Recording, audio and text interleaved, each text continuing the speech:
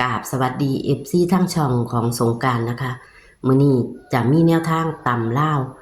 ของพอบ่ประสงค์ออกนามมาฝากค่ะพี่น้องวันที่19มิถุนายน69วันศุกร์นั่นก็บ่ผิดหวังนะคะพี่น้องไปถึงทางอุบลนะคะ70ออก07ไปทางอุบลเด้อค่ะพี่น้องตี0ตรงๆเลยโตมักซ้ำพี่น้องพอเพิ่นมักตัวนี้ซ้ำพี่น้องถือโตมักเลยเพิ่นว่ามัก40ก็ออก40ของเพิ่นอีหลีสุดยอดค่ะพี่น้องเอาอย่าเผลออย่าพลาดเด้อค่ะเลขพอกับเข้าดีคักค่ะพี่น้องบางเทียก็มาถึงบนถึงล่างบางเทียก็มาถึงไปทางอุบลนะคะอยู่ในตารางกับบ่พลาดค่ะพี่น้องมื้อนี้วันที่22มิถุนายน69ต่ำล่าวันจันทร์นี้จะเป็นตัวใดเฮาไปรับชมรับฟังกันได้เลยค่ะค่ะสวัสดีค่ะพ่อกินข้าวกินน้ำเฮาก็สิอิ่ม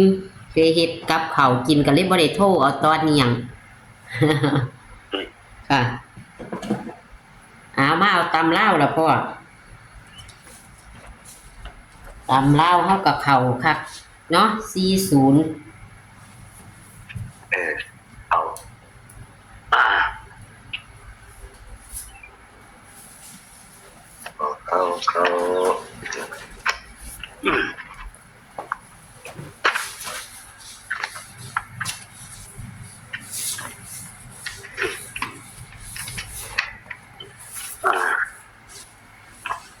ต๊ะว่าฝนนั่งมึงบ่ค่ะ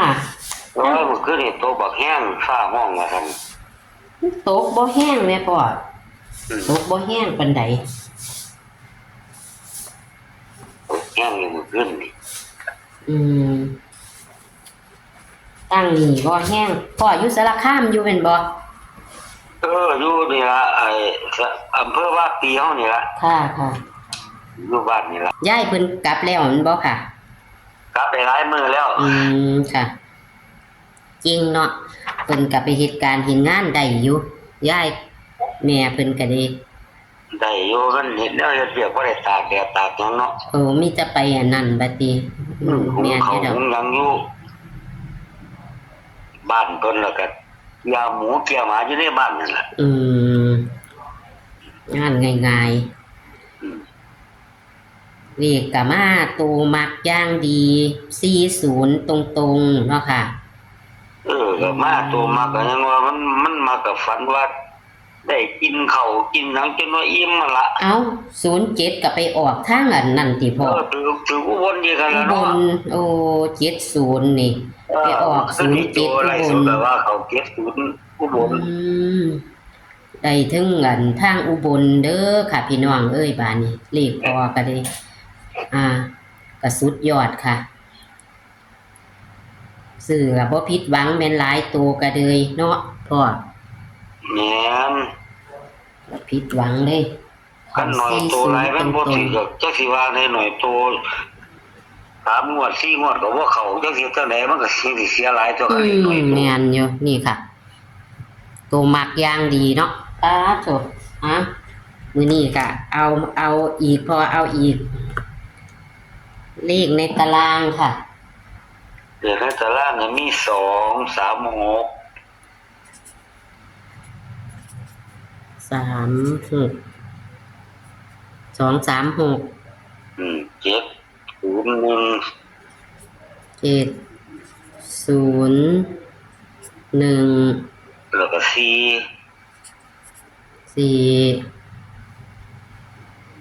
วิ่ง6กับ7วิ่ง6กับ7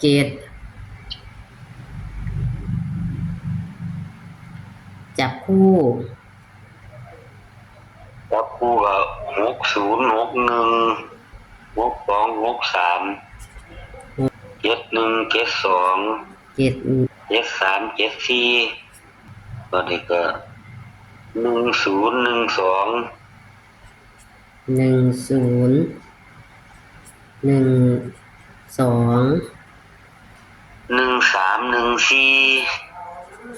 14 13 12 ตัว พอดี มีเลข3 ตัวบ่พ่อ บ่ ค่ะบ่มีเนาะบ่มีความฝันประกอบตัวพ่อ ก็ฝันจักสิจำไม่อันมันจักเสียนจำเพราะล่างๆนี่แหละก็ฝันว่าอันได้คือเก่าล่ะได้ กินข้าวกินหยังได้เมียใหม่อีกแม่ แต่ว่าฝันพอล่างๆแต่ว่าฝันทรงฝันดี เออ แต่ว่างวดบังหันน่ะ พอฝันดีบ่แม่นติมันเข้านี่เนาะวันนี้ก็ฝันว่าได้ อันนั้นได้อันนี้อยู่ละล่ะถึงได้เมียใหม่มีแต่อันบักหลายไงได้กินข้าวกินหยังนี่เขาเอาของเอาหยังให้อยู่ คือวันศุกร์น่ะเนาะพ่อก็ฝันว่าไปงานศพได้กินอิ่มกินเต็มได้กินหลายอย่างหลายแนวจนว่าอิ่มว่ามันฝันว่ามีแนวใดซึ่งได้เมียใหม่ซึ่งได้ลูกอีกแม่โอ้เอาให้เข้าอีกคันมีความฝันประกอบนำมันเข้าแท้ๆคือวังหันวันศุกร์นั่นพ่อก็ว่าฝันดีจังซี่ก็มัก40เนาะเอาวันนี้พอเอาตัวใดเน้นตัวใดค่ะเลขวิ่งเน้น6160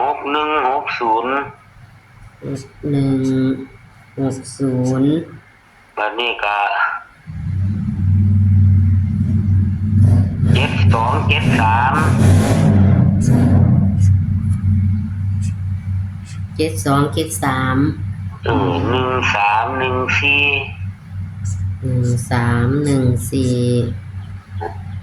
ค่ะเลขวิ่ง6กับ7พอโอ้ยนี่หนูมีเสียงรถเบิ้ลล่ะที่นี่บัดนี้หมดคนอยู่ข้างบ้านนิดหน่อยข้างบ้านเบิ้ลรถนี่โพดแล้วน้อยว่าอยู่ไสคือกันล่ะเลี้ยงรถค่ะวิ่ง6กับ7วิ่งลูด6เนาะแห้ง6เนาะพ่อเอาหนูจะทวนเด้อค่ะก็มีจับคู่60 61 62 63 71 72 73 74 10 12 13 14แม่นบ่พ่อแม่นค่ะมันจังสิบ่ผิดพลาดนะหนูเป็นคนเบิ้ลไว้นะไม่เด้อเบิ้ล0011ค่ะกันเนาะค่ะ0011มันบ่มาโดนแล้วค่ะเตรียมร้อยมาแม่นบ่พ่อเคยเบิ้ลวันจันทร์ค่ะเคยเบิ้ลวันจันทร์เอาเสียงกับเขาเด้อพ่อหนูจะขอบคุณพ่อเด้อบัดนี้โชคดีคือเก่าแล้วค่ะขอให้โชคให้มานคือเก่าค่ะขอสวัสดีค่ะ